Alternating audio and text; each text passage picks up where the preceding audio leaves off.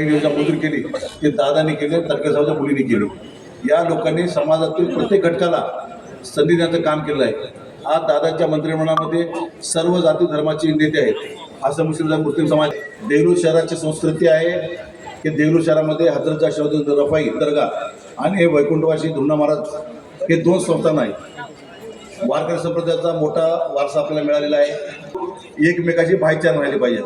देगलूर शहरामध्ये गुंडशाही दडपशाही संपली पाहिजे.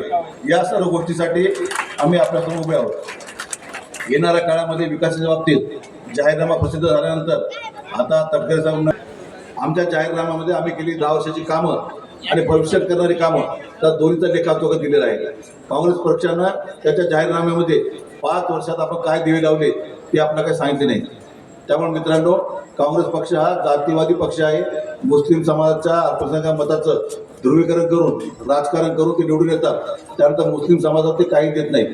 आज आपण सर्वांना ग्वाही देतो की राष्ट्रवादी काँग्रेस पक्ष सत्ता आल्यानंतर 2.5 वर्षाच्या उपाध्यक्षपदी मुस्लिम समाज देण्यात आला आहे. आमच्या पक्षाचे नेते आदरणीय अजितदादा पवार यांनी स्पष्ट सांगितलेलं आहे की आपल्याला तरुणांना संधी द्यायची आहे. आज आमच्याकडे बॅचलर 2 उमेदवार आहेत. म्हणजे उभा करत असताना तरुणांना संधी द्यायची जी योजना आहे ते दादांनी सर्वात पहिले सांगितले. निवडणुकीत तिकीट देत असताना महिला पाहिजेत, मुस्लिम महिला पाहिजेत, तरुण पाहिजेत आणि त्या प्रकारे तिकीट वाटप करण्यात आलेलं आहे. साहेब, दादाने मला संपूर्ण अधिकार दिला होता उमेदवार निवडीचे आणि मी आपल्याला सांगतो, दादांनी जो माझा विश्वास टाकला आणि जो विश्वास मी पात्र करण्याचा प्रयत्न करेन.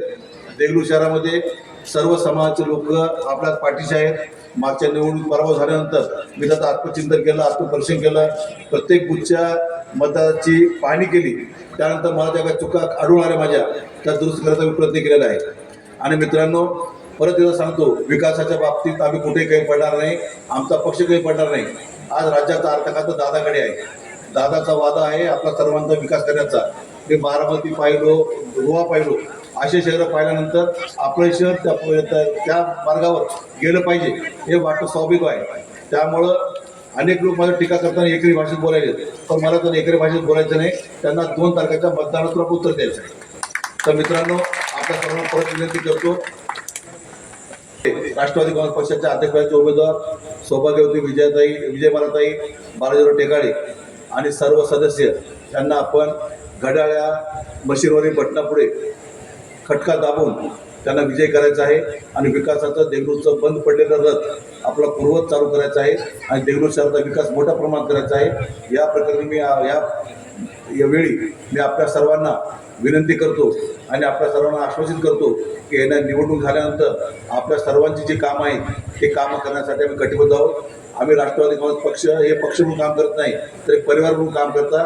देगलूर शहरातील जनतेच्या मूलभूत सुविधा देणं आमचं कर्तव्य आहे, परंतु आपल्या परिवारासोबत राहणं, आपल्या परिवाराच्या अडीअडचणी जाणून घेणं हे आमचं कर्तव्य आहे.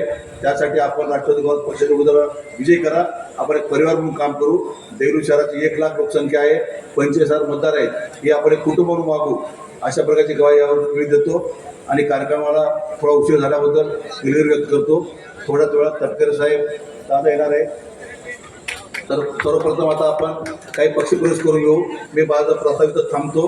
परत आपण विनंती करतो की येणाऱ्या मंगळवारी सकाळी 7:30 ते 5:30 फक्त देगलूर शहरात घड्याळ चालली पाहिजे आणि घड्याळात मतदान झालं पाहिजे, अशा आपल्या सर्वांना विनंती करतो. आणि माझा प्रस्तावित थांबतो.